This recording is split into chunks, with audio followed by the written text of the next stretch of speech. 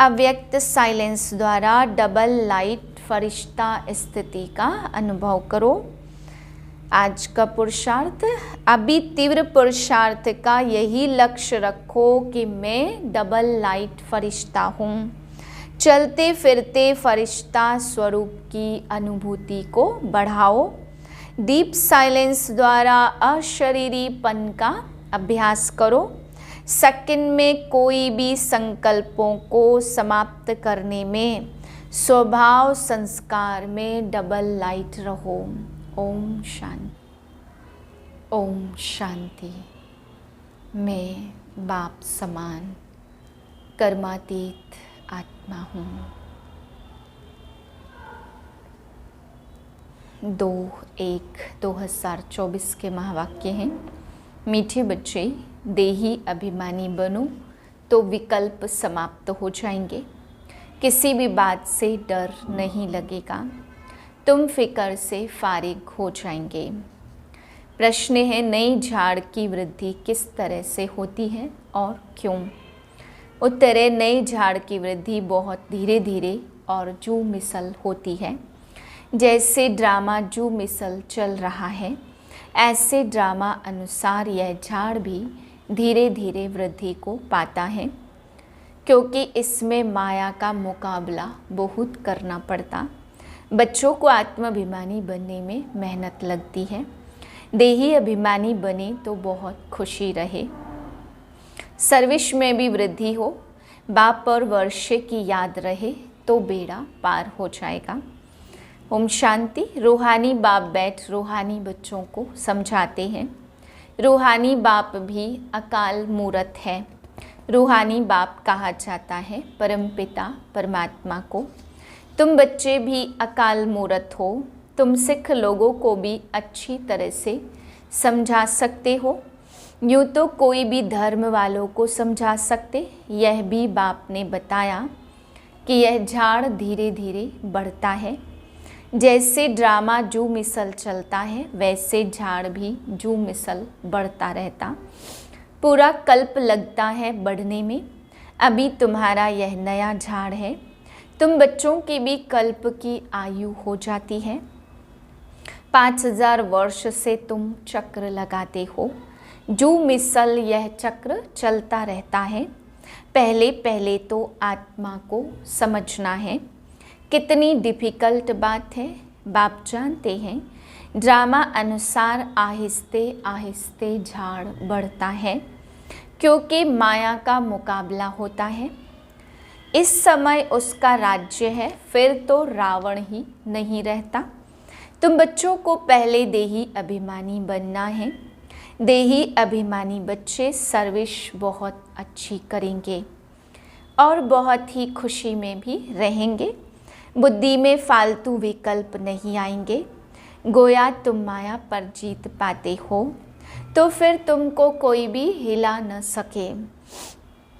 अंगद का भी दृष्टांत है ना, इसलिए तुम्हारा महावीर नाम रखा है।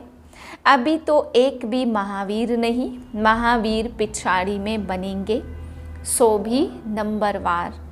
जो अच्छी सर्विस करते उनको महावीर की लाइन में रखेंगे। अभी तो वीर है, महावीर तो पिछाड़ी में होंगे। जरा भी कोई संशय नहीं आना चाहिए। कोई तो बहुत अहंकार में आ जाते, कोई की भी परवाह नहीं करते हैं। इसमें तो बड़ी निर्माणता से कोई को समझाना होता है। अमृतसर में सीखो कि तुम सर्विस कर सकते हो। संदेश तो सबको देना ही है। बाप को याद करने से तुम्हारी आत्मा की कट उतर जाएगी। वो लोग कहते जब साहेब को साहेब की महिमा भी है। एको ओमकार सतराम नाम अकाल मूरत। अब अकाल मूरत कौन है? कहते हैं सतगुरु अकाल। तो अकाल मूरत तो आत्मा है ना, उनको कभी काल खा न सके। आत्मा को तो पार्ट मिला हुआ है, सो तो तुमको पार्ट बजाना ही है। उनको काल खाएगा कैसे? शरीर को खा सकता है। आत्मा तो अकाल मूरत है। तुम सिखों के पास जाकर भाषण कर सकते हो। जैसे गीता वाले भी भाषण करते। तुम बच्चे जानते हो भक्ति मार्ग की तो अथाह सामग्री है। ज्ञान जरा भी नहीं है, ज्ञान का सागर है ही एक बाप। मनुष्य को ज्ञानवान नहीं कहा जाएगा। देवताएं भी तो मनुष्य है ना, परंतु दैवी गुण है इसलिए देवता कहा जाता। उन्हों को भी बाप से ही वर्षा मिला था। तुम भी इस राजयोग से विश्व के मालिक बन रहे हो। सतगुरु अकाल मूरत कहते हैं ना, सत्य तो वह एक ही बाप है और वही पतित पावन है। दो बाप का भी परिचय देना है। तुमको भाषण के लिए 2 मिनट मिले तो भी बहुत है, 1 मिनट 1 सेकंड मिले तो भी बहुत है। जिनको कल पहले तीर लगा होगा उनको ही लगेगा, कोई बड़ी बात नहीं है, सिर्फ पैगाम देना है। बाबा ने समझाया, समझो गुरु नानक आते हैं तो वह कोई मैसेज नहीं देते, तुमको वापस घर चलना है। उसके लिए पवित्र बनो। वह तो पवित्र आत्माएं ऊपर से आती हैं, उनके धर्म की वृद्धि होती है, आते रहते हैं। वास्तव में सद्गति दाता कोई मनुष्य हो नहीं सकता। सद्गति दाता एक बाप है, मनुष्य तो मनुष्य ही है। फिर समझाया जाता फलाने धर्म का है। बाप ने समझाया तुम अपने को आत्मा समझो, पवित्र बनो। गुरु नानक ने भी कहा मूत पलीती कपड़ धोए। यह पीछे शास्त्र बनाने वालों ने लिखा है। पहले तो बहुत थोड़े होते हैं, उनको क्या बैठ सुनाएंगे। यह ज्ञान भी तुमको बाप अभी देते हैं। फिर शास्त्र तो पिछाड़ी में बनते, सतयुग में तो शास्त्र होते नहीं हैं। पहले तो समझाना है, बाप को याद करो तो विकर्म विनाश होंगे। विनाश तो होना ही है। पूछना चाहिए सर्वव्यापी किसको कहते हो, जिसकी यह महिमा गाते हो एको ओमकार, तो वह तो बाप ठहरा ना। उनके बच्चे हम आत्माएं भी अकाल मूरत है। हमारा तख्त यह है, हम एक तख्त छोड़ दूसरे में बैठे हैं। 84 तख्त पर बैठते। अभी यह है पुरानी दुनिया, कितने हंगामे हैं। नई दुनिया में यह बातें हो न सके। वहाँ तो एक ही धर्म होता। बाप तुमको विश्व की बादशाही दे देते हैं, तुम्हारे पर कोई चढ़ाई नहीं कर सकते। द्वापर से धर्म स्थापक आते अपने अपने धर्म की स्थापना करने। उनका धर्म जब वृद्धि को पाए, ताकत में आए, तब लड़ाई की बात हो। इस्लामी पहले कितने थोड़े होंगे। तुम्हारा धर्म तो यहाँ स्थापन होता है, वह आते ही द्वापर में है, उस समय ही धर्म स्थापन होता। फिर 1-2 के पिछाड़ी आते जाएंगे। यह बड़ी समझने की बातें हैं। कोई तो ड्रामा अनुसार कुछ भी धारणा नहीं कर सकते। बाप समझाते जरूर उनका पद कम होगा, यह कोई श्राप नहीं है। माला तो महावीरों की बनती है। ड्रामानुसार सभी एक जैसा पुरुषार्थ तो कर नहीं सकते, आगे भी नहीं किया होगा। कहेंगे फिर हमारा क्या दोष है। बाप भी कहते तुम्हारा कोई दोष नहीं, तकदीर में नहीं है तो बाप क्या कर सकते हैं। समझ सकते कौन कौन किस पद के लायक हैं। सिखों को भी समझाना है, साहेब को जपो तो सुख शांति मिले। उनको सुख तब मिलता जब उनके धर्म की स्थापना होती। अब तो सब नीचे आ चुके हैं। तुम मानते हो सतगुरु अकाल मूरत, फिर गुरु किसको कहते हो। सतगति देने वाला गुरु एक है, सिख भक्ति सिखलाने वाले तो ढेर गुरु हैं। ज्ञान सिखलाने वाला एक बाप है। तो तुम माताएं उनको समझाओ कि यह कंगन तुम जो पहनते हो, यह भी पवित्रता की निशानी है। तुम्हारा वह मान लेंगे, क्योंकि तुम माताएं ही स्वर्ग का द्वार खोलने वाली हो। तुम माताओं को अभिज्ञान कलश मिलता है, जिससे सबकी सद्गति हो जाती है। तुम बच्चे अभी अपने को महावीर कहलाते हो। तुम कह सकते हो हम ग्रस्त व्यवहार में रह स्वर्ग की स्थापना कर रहे हैं। रात दिन का फर्क है, यह जटाएं भी पवित्रता की निशानी है। अकाल मूरत पतित पावन बाप की महिमा पूरी करनी चाहिए। साधु सन्यासी परमात्मा नमः कहते हैं, फिर कहते हैं सर्वव्यापी है। यह है रोंग, बाप की तुम खूब महिमा करो। बाप की महिमा से तुम तर जाते हो। जैसे कहानी है ना, राम राम कहने से पार हो जाएंगे। बाप भी कहते, बाप को याद करने से विषय सागर से पार हो जाएंगे। तुम सबको मुक्ति में जाना ही है। तुम अमृतसर में जाकर भाषण करो कि तुम पुकारते हो सतगुरु अकाल मूरत। परंतु वह अब कहते, देह सहित देह के सब धर्मों को छोड़ अपने को आत्मा समझो। बाप को याद करो तो पाप भस्म हो जाएंगे, अंतमति सो गति हो जाएगी। शिव बाबा अकाल मूरत निराकार है, तुम आत्मा भी निराकार हो। बाप कहते हैं, मेरा शरीर तो है नहीं, मैं लोन में लेता हूँ, मैं आता ही हूँ पतित दुनिया में। रावण पर जीत पाने यहाँ ही डायरेक्शन दूंगा, क्योंकि पतित होते ही पुरानी दुनिया में है।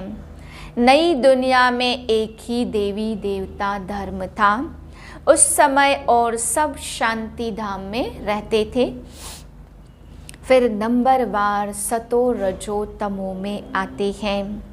जिनको सुख बहुत मिलता उनको दुख भी बहुत मिलता है। तुम्हें सबको बाप का पैगाम देना है कि बाप को याद करो तो घर पहुंच जाएंगे।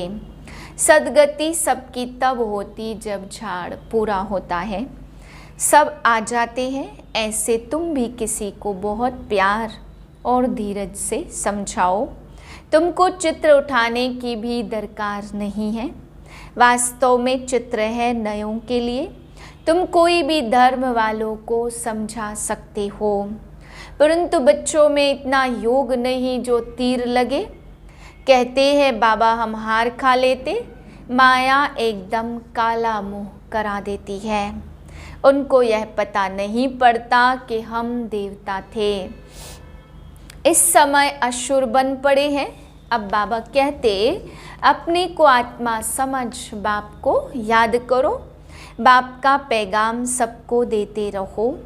बाइस्कोप के स्लाइड्स पर भी लिखो कि त्रिमूर्ति परमपिता परमात्मा शिव कहते हैं कि मामेकम याद करो तो तुम्हारे विकर्म विनाश होंगे, तुम मुक्ति जीवन मुक्ति पालेंगे। पैगाम तो सबको देना है ना, स्लाइड्स भी बन जाने चाहिए। इसमें यह जैसे वशीकरण मंत्र मन मना भव का सबको दो। इस पढ़ाई में देरी नहीं लगती है, आगे चलकर सब समझेंगे। कोई फिक्र की बात नहीं है, फिक्र से रहित तो होना ही है। मनुष्य देखो मौत से कितना डरते हैं, यहाँ डरने की तो कोई बात ही नहीं है। तुम तो कहेंगे अभी मौत न आए, अभी हमने इम्तहान ही पूरा कहाँ किया है, अभी यात्रा पूरी नहीं की तो शरीर क्यों छूटना चाहिए। ऐसी मीठी मीठी बातें बाप से करनी है, बहुत अच्छी टेव आदत पड़ जाएगी। यहाँ चित्र के आगे आकर बैठ जाओ। तुम जानते हो हमको बाबा से विश्व की राजाई मिलती है, तो ऐसे बाप को बहुत याद करना चाहिए। याद नहीं करेंगे तो सजाएं भी भोगनी पड़ेगी। बाबा को तो याद पड़ गया है कि हम यह बनने वाले हैं, तो बहुत खुशी होती कि हम यह बनेंगे। देखने से ही नशा चढ़ जाता है। तुमको भी यह बनना है तो बाबा हम आपको याद कर ऐसे ज़रूर बनेंगे। और कोई काम नहीं है तो यहाँ चित्रों के सामने आकर बैठ जाओ। बाप द्वारा हमको यह वर्षा मिलता है, यह पक्का कर दो। यह युक्ति कम नहीं है, परंतु तकदीर में नहीं है तो याद भी नहीं करते। बाबा कहते तुम यहाँ आते हो तो बहुत प्रैक्टिस करो, तो कुछ ग्रहचारी होगी तो वह उतर जाएगी। सीढ़ी के चित्र पर विचार करो, परंतु तकदीर में नहीं है तो श्रीमत पर चलते ही नहीं है। बाबा रास्ता बताते हैं और माया काट देती है। बाबा बहुत युक्तियाँ बतलाते, बाप और वर्षे को याद करते रहो। कहते हैं अतीन्द्रिय सुख गोप गोपियों से पूछो। जिनको निश्चय है हम बाप से वर्षा जरूर लेंगे। बाबा स्वर्ग की स्थापना कर हमें उसका मालिक बनाते हैं। चित्र भी ऐसे बने हुए हैं। तुम सिद्ध कर बताते हो कि ब्रह्मा विष्णु शंकर से हमारा क्या संबंध है, और किसको भी यह बातें पता नहीं है। ब्रह्मा का चित्र देख मूझ जाते हैं। स्थापना में टाइम जरूर लगता है, कर्मातीत अवस्था में भी टाइम लगता है, तो घड़ी घड़ी भूल जाते हैं। यह आदत डालनी चाहिए तो नौधा भक्ति वाले भी चित्र के आगे बैठ जाते हैं। हमको दीदार हो, तुम तो यह बनते हो तो तुमको याद करना चाहिए। बैज भी तुम्हारे पास है। बाबा अपना भक्ति मार्ग का मिसाल बताते कि नारायण की मूर्ति से मेरा बहुत प्यार था, वह सब था भक्ति मार्ग। अब बाप कहते मामेकम याद करो, कुछ भी करना नहीं है। बाबा कहते हम तो ओबीडियंट सर्वेंट हैं, तुम हमें माथा क्यों टेकते हो। अच्छा, मीठे मीठे सिकिलदे बच्चों प्रति माता पिता बाप दादा का याद प्यार गुड मॉर्निंग। रूहानी बाप की रूहानी बच्चों को नमस्ते। हम रूहानी बच्चों की रूहानी बाप को नमस्ते। धारणा के लिए है पहली पॉइंट, निर्माणता का गुण धारण करना है। जरा भी अहंकार में नहीं आना है। ऐसा महावीर बनना जो माया हिला न सके। दूसरी पॉइंट है सभी को मन मना भाव का वशीकरण मंत्र सुनाना है। बहुत प्यार और धीरज से सबको ज्ञान की बातें सुनानी है। बाप का पैगाम सब धर्म वालों को देना है। वरदान है कर्म और संबंध दोनों में स्वार्थ भाव से मुक्त रहने वाले, बाप समान कर्मातीत भाव। आप बच्चों की सेवा है सबको मुक्त बनाने की, तो औरों को मुक्त बनाते स्वयं को बंधन में बांध नहीं देना। जब हद के मेरे मेरे से मुक्त होंगे तब अव्यक्त स्थिति का अनुभव कर सकेंगे। जो बच्चे लौकिक और अलौकिक कर्म और संबंध दोनों में स्वार्थ भाव से मुक्त है, वही बाप समान कर्मातीत स्थिति का अनुभव कर सकते हैं। तो चेक करो कहाँ तक कर्मों के बंधन से न्यारे बने हैं। व्यर्थ स्वभाव संस्कार के वश होने से मुक्त बने हैं। कभी कोई पिछला स्वभाव संस्कार वशीभूत तो नहीं बनाता। स्लोगन है समान और संपूर्ण बनना है तो स्नेह के सागर में समा जाओ।